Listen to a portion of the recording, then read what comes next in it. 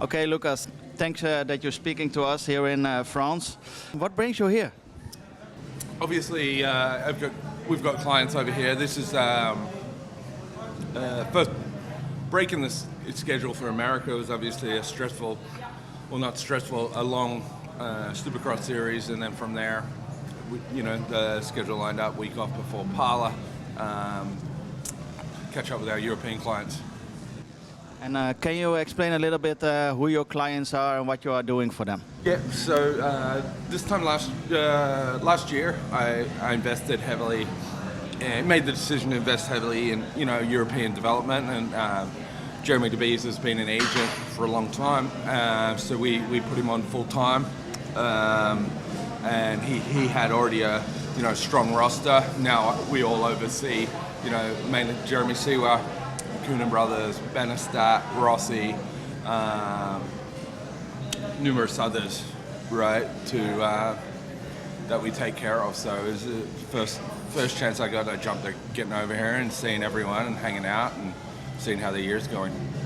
Normally you are in America, now you are here in France, MXGP. Do you like it over here? Love it, love it. I think the racing, the athletes, the development, the way the approach of racing is high level professionalism, right? And probably proven the number one developing ground of talent. So love it here. And when you look at the Lawrence brothers, Jeremy Seewer, that's I think a complete different market. How are you looking at that?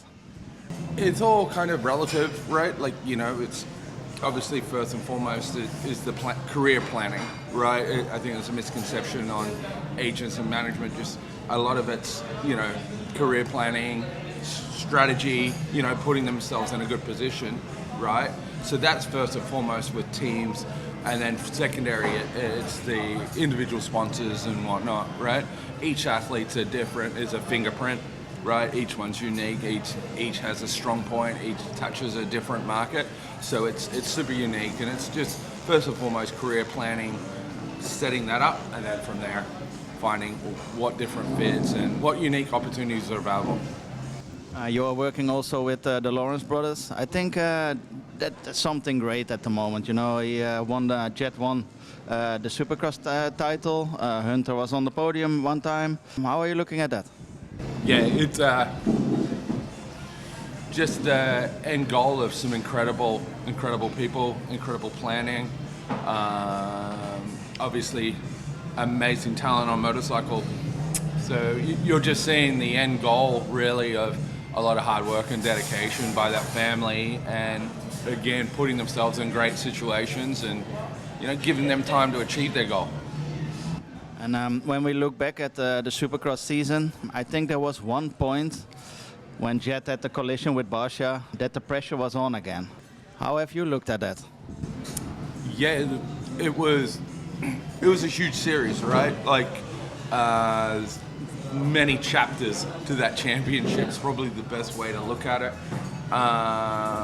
17 rounds, obviously the Sacha incident, the Jason Anderson, incident in San Diego and whatnot.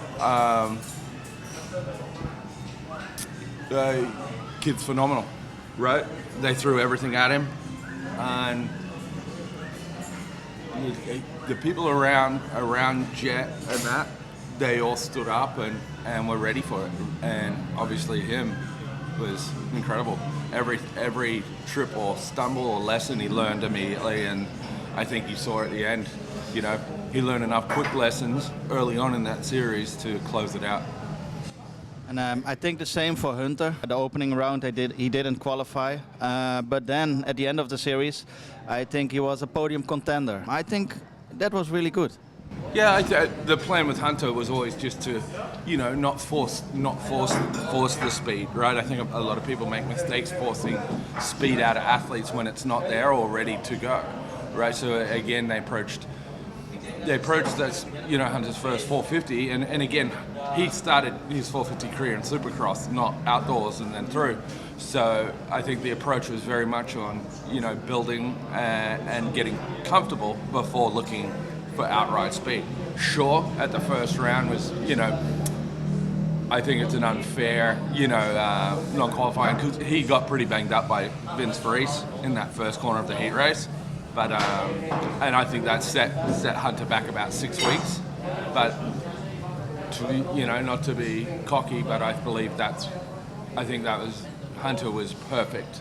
That was the plan, that he'd ride himself in the series, and by halfway to 3/4 of the way find his stride, and they would then let him loose on pace. So it was perfect, brilliant first series, one of the better ones I've seen. We are 1 week before Pala, opening round of the AMA Pro Motocross Series. When you're looking at the Lawrence brothers, the progress they made over this few months, what can we expect? You're just going to see a full, probably the best prepared athletes I've seen, and you're going to,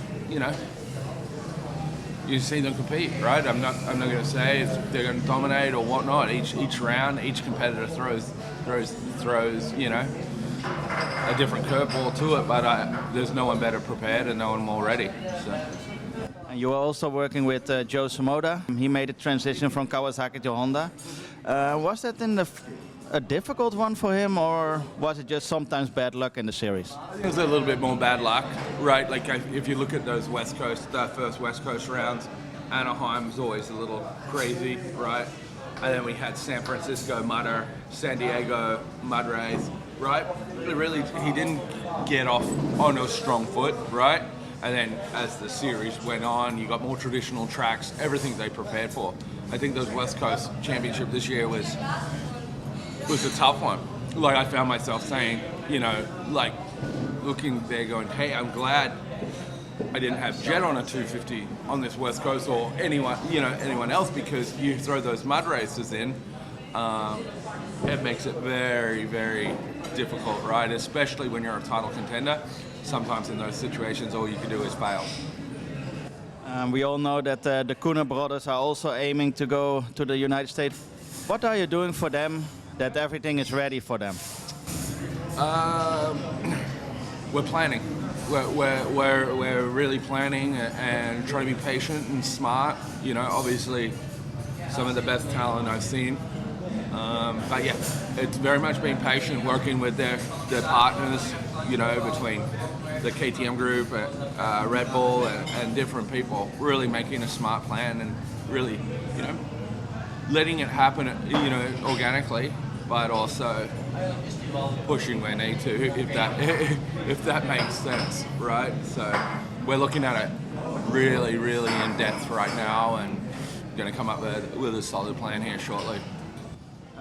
Jorge Prado was in the beginning of the season in America. He did a few supercrosses. I think he did it really well. Yeah, I think his future is also maybe in the United States. What do you think we can expect from Prado on the long term? I think he's an incredible rider. Technically beautiful on a motorcycle. The biggest thing, will be to stay injury-free, right, and get some good momentum in America, right? But yeah, he'll be just fine. And then when we look at the 250 class here in Europe, I think there are a few riders who can go also to the United States. How are you looking at that? What rider would you love to see in America? Obviously Lucas, right? Lucas and Sacha, right? It's kind of been like that one since day one of us all deciding to work together and go on this journey, right? It has always been the end goal was America. From there, the Coenens really stand out, just as it was their end goal. That was the plan since day one.